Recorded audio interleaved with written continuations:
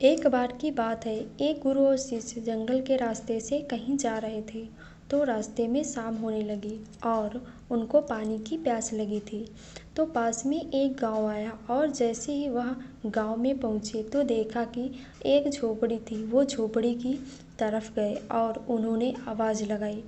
तभी ही एक आदमी और उनकी पत्नी, साथ ही साथ में उनके 3 बच्चे भी आए, जो फटे पुराने कपड़े पहने हुए थे।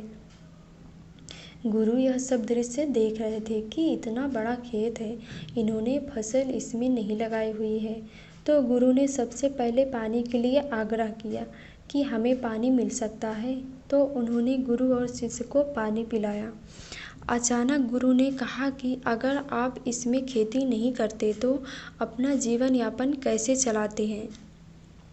तो उस आदमी ने कहा कि हमारे पास एक भैंस है, इस भैंस का दूध बेच करके पैसे कमाते हैं और इसी से हम आजीविका चलाते हैं।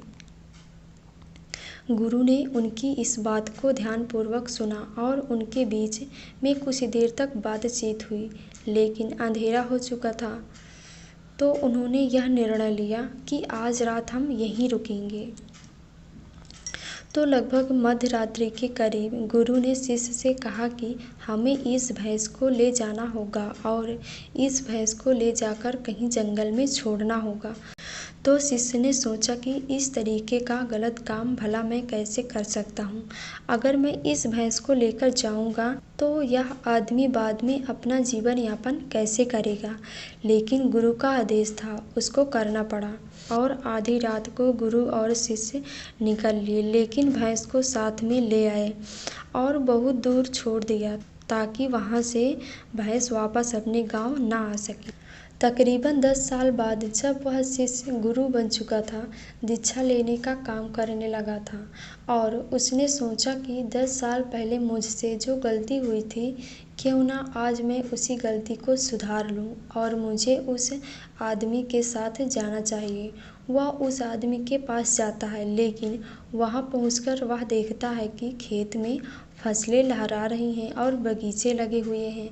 वह सोचता है कि शायद हो सकता है कि वह आदमी अपना घर बार और अपनी ज़मीन बेचकर शहर में कहीं चला गया हो।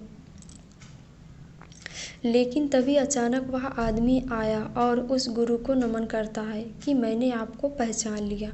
बरसों पहले आप और आपके गुरु साथ में आए थे, लेकिन उस दिन रात को अचानक पता नहीं क्या हुआ कि हमारी भैंस हमें छोड़कर चली गई। अब हमें कोई दूसरा काम करना था जिससे हमारी आजीविका पुनः सुचारू रूप से चल सके, लेकिन हमारे पास कोई विकल्प नहीं था। तो मैंने जंगल से लकड़ियाँ काटकर ले आता था और उसी से अपना जीवन यापन करता था।